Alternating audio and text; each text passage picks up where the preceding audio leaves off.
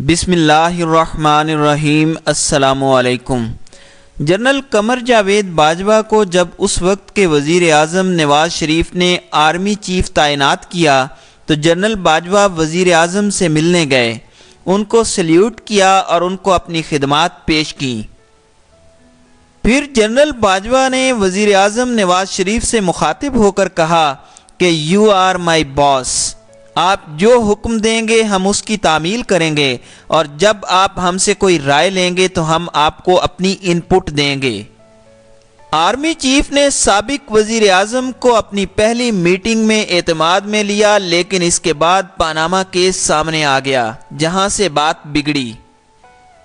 Panama case کے بعد جب پاناما جے آئی ٹی کی تشکیل دی گئی تو سابق وزیر اعظم نواز شریف نے جے آئی ٹی میں شامل 2 بریگیڈیئرز کے حوالے سے جنرل باجوہ سے کہا کہ آپ کے بریگیڈیئرز کام خراب کر رہے ہیں، ان کو ذرا سمجھائیں۔ اس پر جنرل قمر جاوید باجوہ نے اسحاق ڈار اور ایک اور صاحب جو آرمی چیف سے اس موضوع پر ملنے آئے تھے، بڑے واضح انداز میں کہہ دیا کہ اس معاملے میں سپریم کورٹ جانے اور آپ جانیں، یہ آپ کا کام ہے، اس میں کوئی کردار ادا نہیں کروں گا، نہ اس طرف نہ اس طرف۔ اس کے بعد حالات خراب ہو گئے۔ اس کے برعکس جب عمران خان وزیر اعظم بن گئے اور جنرل قمر جاوید باجوہ ان سے پہلی ملاقات کرنے آئے تو وزیر اعظم عمران خان نے بڑی بے تکلفی سے جنرل باجوہ سے کہا کہ اب آپ ہمارے پارٹنر ہیں۔ اس کے جواب میں آرمی چیف نے وزیر اعظم عمران خان سے کہا، نہیں سر، آپ میرے باس، میرے چیف ایگزیکٹو ہیں اور میں آپ کا ماتحت ہوں۔ جس اینکر نے ٹی وی کے ذریعے یہ انکشاف کیا وہ نہ صرف ان اینکرز میں شامل تھے جنہوں نے وزیر اعظم عمران خان کا مختلف ٹی وی چینلز کو دیا جانے والا پہلا مشترکہ انٹرویو کیا، بلکہ حال ہی میں آرمی چیف سے بھی ملاقات کرنے والے اینکرز میں بھی شامل تھے۔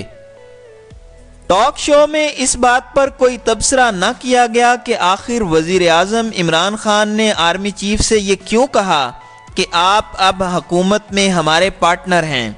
بہرحال ایک بات ثابت ہوئی کہ عمران خان کی حکومت کو اداروں کی مکمل حمایت حاصل ہے۔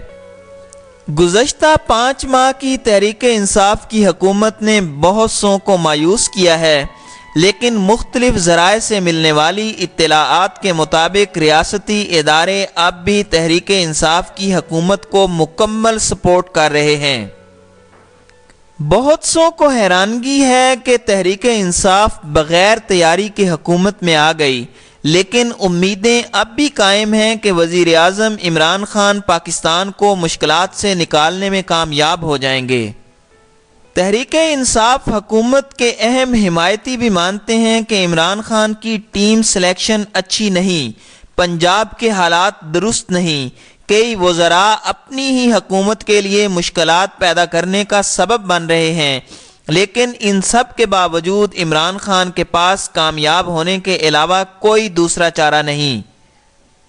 دوسری جانب اپوزیشن بھی عمران خان کو موقع دینا چاہتی ہے، لیکن ہر گزرتے دن کے ساتھ یہ تاثر زور پکڑتا جا رہا ہے کہ تحریک انصاف کی حکومت کو سب سے زیادہ خطرہ اپنے آپ سے ہے۔ جو ایڈوانٹیجز عمران خان کی حکومت کو میسر ہیں وہ ماضی میں شاید ہی کسی دوسری سول حکومت کو حاصل رہے ہوں۔ ان حالات سے عمران خان کی حکومت کو پورا فائدہ اٹھانا چاہیے اور ایسے اقدامات اور رویوں سے پرہیز کرنا چاہیے جو سیاسی عدم استحکام کے ساتھ ساتھ حکومت کو اپنے انتخابی منشور میں دیے گئے عوامی ایجنڈے کے حصول سے دور کر دیں